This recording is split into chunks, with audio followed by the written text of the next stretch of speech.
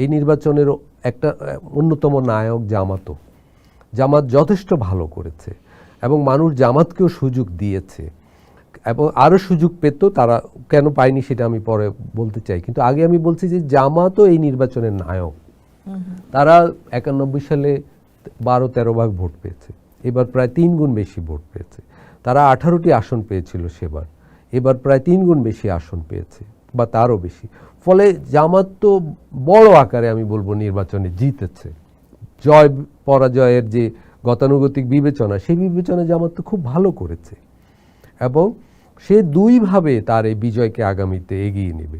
এক হলো পার্লামেন্টের প্রশাসনিক স্তরে সে একটা ভালো বিরোধী দল হওয়ার চেষ্টা করবে, তার সদস্যদের এমপিদের সেই ক্ষমতা আছে।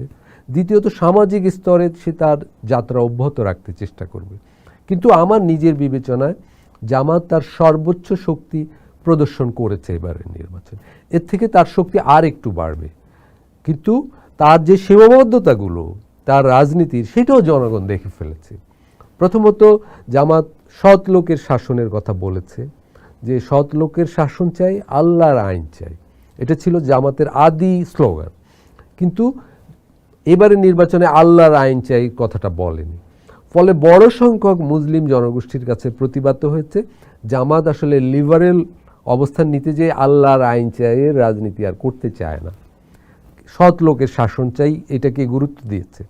কিন্তু সৎ লোকের এমপি প্রার্থীরা যেভাবে টাকার বস্তা সহ বিভিন্ন জায়গায় ধরা পড়েছে, এইটাও তার কিছু সীমাবদ্ধতা উঠে এসেছে। যে ভোটাররা দেখলো যে সৎ লোকের শাসন চাই ব্যাপারটাও তার কাছে এক ধরনের স্লোগানের মতো, এই একটা সীমাবদ্ধতা তার উন্মোচিত হয়ে গেছে। দ্বিতীয়ত জামাত নারী প্রশ্নে যে অবস্থান নিয়েছে, যে একজন নারীকেও মনোনয়ন না দেওয়া, এটা জামাত এটার পক্ষে অনেক যুক্তি দিলেও বাংলাদেশে 8 কোটি নারী ভোটে, 6 কোটি নারী ভোটার, এই মানুষদের কাছে জামাতকে বারবার এই প্রশ্নের মুখোমুখি পড়তে হবে। জামাত সংখ্যালঘুদের মাত্র একজনকে মনোনয়ন দিয়েছে। ফলে সেই যে বহুত্ববাদী, শফিকুর রহমান সাহেব বিভিন্ন জনসভায় বলেছেন আমরা বহুত্ববাদী সমাজ চাই, কিন্তু আসলে বহুত্ববাদী সমাজের পক্ষে ওনারা সিদ্ধান্ত নিতে পারছেন না, এইটা তার একটা সীমাবদ্ধতা। জামাত বলেছে যে মুসলিম শরিয়া আইনের আলোকে ফ্যামিলি লকে তারা রিফর্ম করবেন, কিন্তু সেইটা একটা, আমি বলবো এটা একটা সীমাবদ্ধতা আছে। সেটা বাংলাদেশের নারী সমাজ যেই অধিকারের কথা বলে সেটার সাথে এই ধরনের স্লোগানের একটা ফারাক আছে। এবং বৃহত্তর যে চ্যালেঞ্জ হলো, জামাতের পাশে তো বিএনপিও আছে। বিএনপি এখন যদি অর্থনৈতিক সংস্কার করে, নানা ধরনের রাজনৈতিক সংস্কার করে, তাহলেও জামাতের স্কোপ কমে যাবে।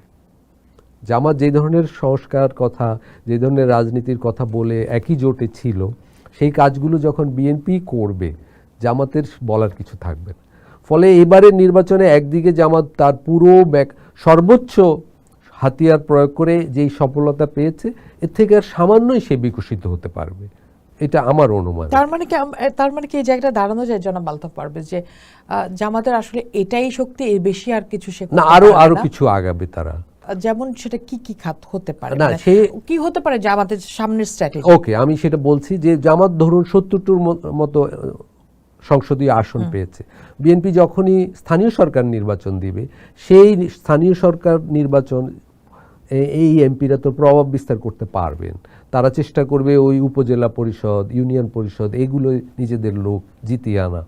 জামাত এই প্রধান বিরোধী দল হিসাবে তার যে ইতিমধ্যে অর্থনৈতিক সাম্রাজ্য রয়েছে, ব্যাংক, হাসপাতাল, বিমা, সেগুলোকে আরও বিস্তৃত করবে। আরও অনেক তরুণ, শিবিরের অনেক তরুণকে কর্মসংস্থানের সুযোগ করে দিতে পারবে।